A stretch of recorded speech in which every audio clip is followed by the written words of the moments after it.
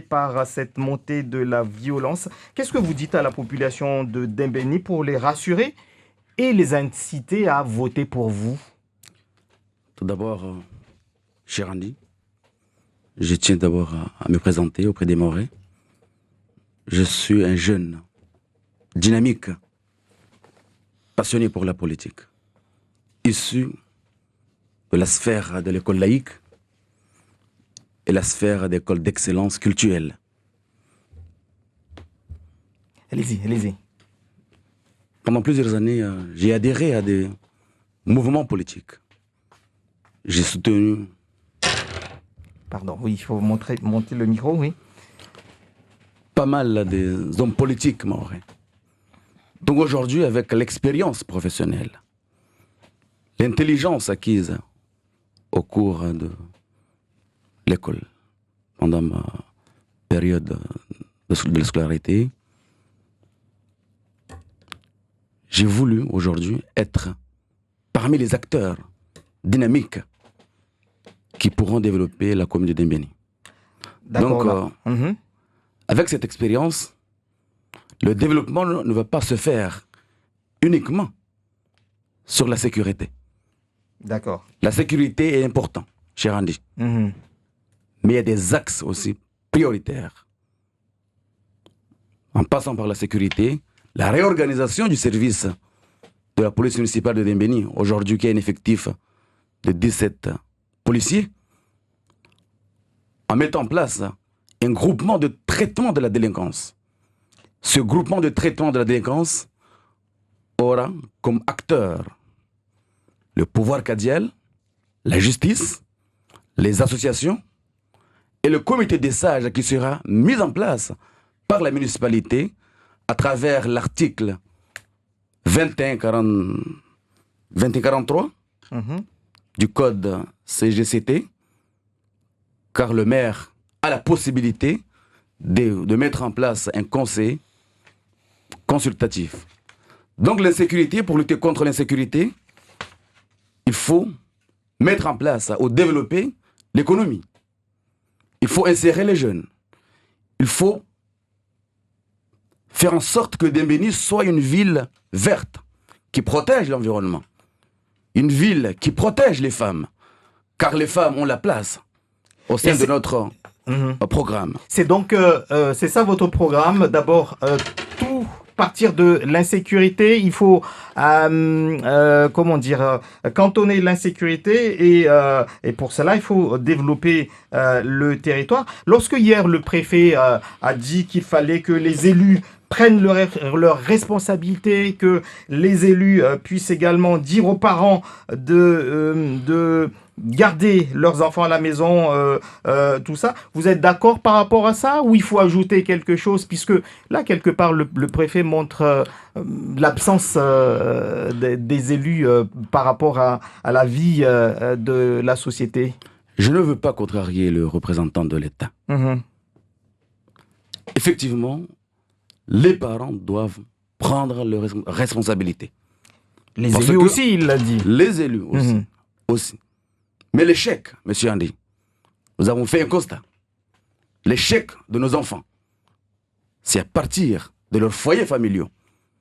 Allez regarder comment ces jeunes vivent dans leur foyer. Est-ce qu'ils ont une très bonne éducation? Est-ce qu'ils ont eu des repères, des codes? Par exemple, à l'ancienne classe, nous avons eu des repères. Nous avons des repères, des codes qui nous guident jusqu'à l'heure actuelle. Notamment, je vous ai dit, M. Andy, les codes venant de l'école d'excellence culturelle. On nous enseignait comment vivre, comment respecter les aînés. Donc aujourd'hui, nos jeunes n'ont pas ces valeurs. Donc il faut faire apparaître ces valeurs. Ali Chamsudine? Oui, vous parlez d'école d'excellence culturelle. C'est l'école coranique. Et c'est bien ça, c'est l'école coranique. Aujourd'hui, c'est l'école coranique. Avant, c'était l'école coranique et d'autres disciplines. Donc, comment une mairie, une municipalité va organiser ou va aider ou va s'immiscer dans l'organisation ou dans le contenu de ce qui est enseigné dans les écoles coraniques? Mon cher Cham, le développement de Dembéni se fera par le biais de l'intelligence territoriale, qui aura un impact sur l'intelligence économique. Se fera aussi par le biais de la loi de 1901, en créant des associations. Comme monsieur le préfet l'avait souligné, il faut mettre l'accent sur la création des associations. Donc la loi de 1901, on va créer sur la culture un comité ou un conseil local de culte qui va essayer d'organiser la vie de la cité de Dembéni. En mettant en place ce conseil, il y aura la gestion de tous les lieux de culte. Et je ne veux pas citer quel culte, quel que soit le culte. La gestion des cimetières. La gestion des cimetières. Et à partir de ce conseil, on va essayer de responsabiliser les responsables des cultes. Et aussi lutter ensemble contre la délinquance juvénile et aussi lutter contre la délinquance conjugale. Parce que vous savez bien, monsieur Andy, je protège les femmes. Parce qu'aujourd'hui, il y a des femmes qui sont violentées, victimes de violences conjugales. Donc, c'est délinquants conjugaux. Notre programme... C'est la mairie qui va instituer tout ça. C'est le conseil local de culte, la loi de 1901. Et que Vous mélangez le religieux et la politique. Est-ce que c'est... Non, monsieur Andy. On n'est pas... Monsieur Andy. Allez-y. Il y a la loi de 1901. Il y a des associations de culte. Le culte s'y à part, la mairie s'y à part. Il y aura un accompagnement. La mairie va accompagner les associations de bien fonctionner afin d'aboutir à un résultat favorable pour la lutte contre l'insécurité, la délinquance juvénile, la délinquance conjugale, par le biais de la loi de 1901. Aussi, à travers la loi de 1901, on va créer une caisse de développement local qui sera au profit des entrepreneurs, au profit des porteurs de projets. Toute entreprise qui n'a pas de moyens aujourd'hui, qui n'a pas de moyens, la compétence en matière de gestion des entreprises, cette caisse de développement local sera à leur profit. Quelle sera votre politique en termes de lutte contre la prolifération des bidonvilles, par exemple? Là aussi, vous allez vous appuyer sur la loi 1901 et la création d'associations pour accompagner cette lutte-là? Dembéni doit être une ville durable.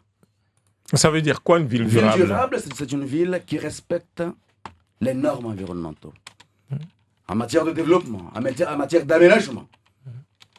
La construction de logements. Lutter contre les bidonvilles se fera aussi. Ça se fera comment, selon vous? On mettra l'accent sur la construction de logements. En passant par les actions du ministère de la cohésion des territoires, qui soutient ces actions. Mais vous allez faire quoi des gens qui sont installés dans les mangroves? Tout d'abord, madame, il faut protéger l'environnement. Je vous ai dit que Dembéni doit être prête, être une ville verte. On doit protéger les mangroves, qui fait partie de notre ressource. Mais justement, on sait qu'il y a des gens qui sont installés... Effectivement, la mairie prendra les mesures. Avec l'Académa, parce qu'on sait bien que parmi les compétences d'Académa, il y a des compétences obligatoires et optionnelles. Parmi les obligations, il y a l'équilibre social en matière d'habitat. Donc, on fera en sorte de construire des logements afin de permettre à nos citoyens dembéniens d'avoir un habitat ou un logement digne. Mais vous avez déjà une idée de projets déjà bien ficelés sur le nombre de logements dont aurait besoin la commune? Quand on parle, je dis la commune, c'est tous les villages qui composent la commune de Dembéni? Aujourd'hui, Madame Siti, notre population s'élève à 15 848 habitants. Avec cet effectif que vous venez, on essaiera, avec les ingénieurs, avec l'ingénierie qu'on aura en place, on aura effectivement une étude bien précise pour savoir combien de logements on aura en place. Donc vous n'avez pas encore l'idée du nombre de logements dont vous avez besoin? Aujourd'hui, je sais qu'il y a un projet dynamique, un projet phare avec la ZAC, zone d'aménagement concerté. Aujourd'hui, il y a 1600 logements prévus. Mais avec notre programme, il y aura aussi parallèlement d'autres projets de logement. Donc, en matière de logement, je vous demande, mes chers amis dembéniens et dembéniennes, de vous rassurer que le Dembéni sera avec vous en matière de logement et de développement économique et d'insertion Pour finir, l'école laïque des enfants et les cantines scolaires, est-ce que c'est quelque chose sur lequel vous allez vous atteler ou il faudrait attendre qu'il y ait un apport de l'État ou est-ce que vous dites il faut que je m'engage directement à mettre en place les cantines scolaires que demandent d'ailleurs toutes les communes de Mayotte? Tout d'abord, Mais c'est sous la responsabilité des maires. Monsieur Andy, toutes les actions favorables à la scolarité de nos enfants sont les bienvenues. La restauration sera accentuée, sera impulsée, mais contrôlée. On doit contrôler la société ou les sociétés qui sont responsables de la distribution de la collation. Et aussi, cher Andy, Dembéni sera aussi à la hauteur en matière de la scolarité en mettant en place une bourse dédiée aux étudiants en médecine et des étudiants qui partiront à l'international. Une bourse sera dédiée. Et aussi une convention locale d'accompagnement à la scolarité pour les parents. Parce que nous savons bien qu'aujourd'hui, avec l'insécurité qu'on a, c'est à cause de l'échec de nos enfants reçus dans leur foyer. Donc ce contrat accompagnera les parents. Les parents doivent aussi accompagner, former par la loi de 1901 en passant par des associations de formation. Merci beaucoup à vous d'avoir été l'invité de Zakweli.